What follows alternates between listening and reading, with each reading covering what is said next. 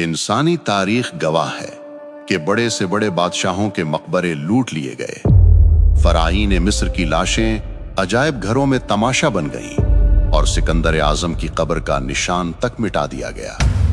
دنیا کے ہر خزانے اور ہر تخت کو زوال آیا، لیکن 1400 سال سے روئے زمین پر ایک مقام ایسا ہے جس کی حفاظت کے لیے زمین اور آسمان خود ڈھال بن جاتے ہیں۔ یہ مدینہ منورہ ہے اور یہ روضہ رسول ہے، لیکن تاریخ کے سینے میں 1164 عیسوی 1164 AD کی وہ رات آج بھی کانٹے کی طرح چبھتی ہے، جب زمین کے نیچے ایک ایسی ناپاک سازش رچائی جا رہی تھی جس سے عرش بھی کانپ اٹھا تھا۔ ایک سرنگ جو کسی ہیرے جواہرات کی تلاش میں نہیں تھی، بلکہ وہ سرنگ کائنات کے سب سے مقدس جسم وجود اطہر صلی اللہ علیہ وسلم تک پہنچنے کے لیے کھودی جا رہی تھی۔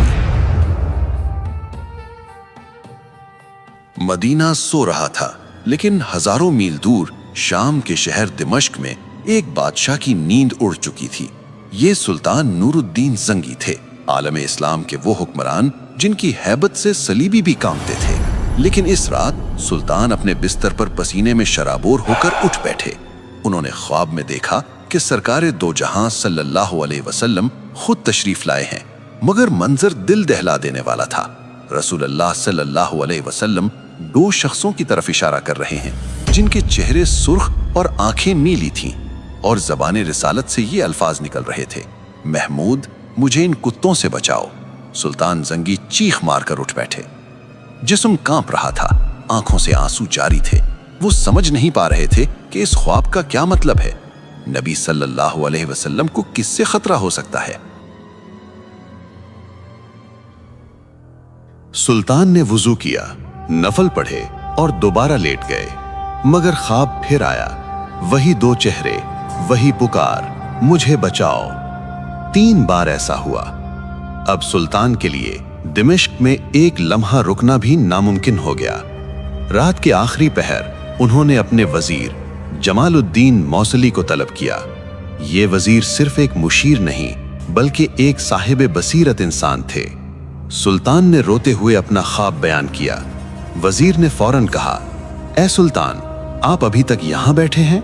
مدینہ منورہ پر کوئی بڑی آفت آئی ہے، آپ کو فوراً وہاں پہنچنا ہوگا۔ اسی وقت حکم جاری ہوا۔ یہ کوئی سرکاری دورہ نہیں تھا، یہ ایک خفیہ مشن تھا۔ سلطان نے 20 بہترین گھڑ سوار اور بہت سارا مال و دولت ساتھ لیا اور دمشق سے مدینہ کی طرف ہوا کے گھوڑوں پر سوار ہو گئے۔ تاریخ لکھتی ہے کہ وہ سفر جو مہینوں میں طے ہوتا تھا، سلطان نے صرف 16 دن میں طے کر لیا۔ وہ راستے میں کہیں نہیں رکے، نہ آرام کیا، نہ سوئے۔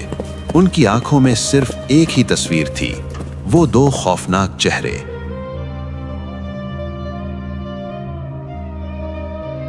جب سلطان مدینہ پہنچے تو شہر کی فضا سوگوار تھی۔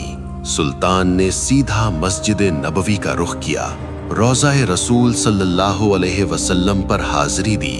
آنسوؤں کا سیلاب تھا جو رک نہیں رہا تھا۔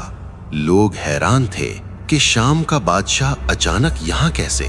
سلطان نے اپنے وزیر سے کہا: میں کسی کو بتا نہیں سکتا کہ میں کیوں آیا ہوں، مجھے وہ 2 چہرے تلاش کرنے ہیں۔ ایک منصوبہ بنایا گیا۔ اعلان کیا گیا کہ سلطان مدینہ کے تمام شہریوں کو اپنے ہاتھ سے تحائف اور صدقات دینا چاہتے ہیں۔ مقصد یہ تھا کہ مدینہ کا ہر ایک شخص سلطان کے سامنے سے گزرے۔ اگلے دن مسجد نبوی میں ہجوم لگ گیا۔ شہر کا ہر بوڑھا، بچہ اور جوان قطار میں کھڑا تھا۔ سلطان ہر چہرے کو غور سے دیکھتے اور پھر مایوسی سے نظر ہٹا لیتے۔ گھنٹے گزرتے گئے، لوگ آتے گئے، تحائف لیتے گئے، مگر وہ 2 چہرے کہیں نظر نہیں آئے۔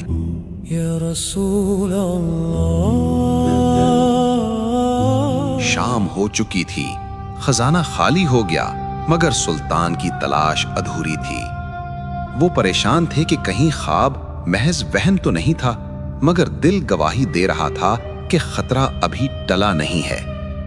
سلطان نے مدینہ کے گورنر سے پوچھا: کیا کوئی ایسا شخص باقی ہے جو مجھ سے ملنے نہ آیا ہو؟ گورنر نے سوچا اور جواب دیا: نہیں سلطان،